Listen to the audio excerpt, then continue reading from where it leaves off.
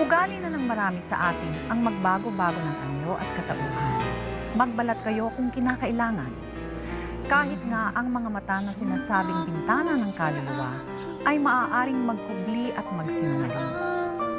Bakit natin ikinakaila sa sarili ang katotohanan at pilit na sinasalungat ang diwa ng ating pagkatao?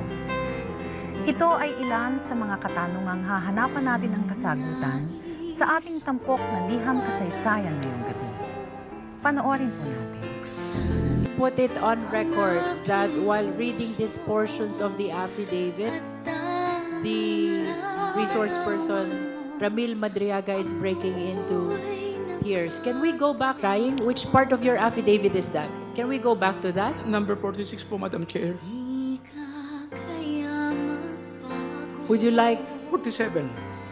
to say something about why you are crying on this part of the affidavit? Hindi naman, malungkot lang po. Malungkot lang po. Malungkot. Okay, please proceed.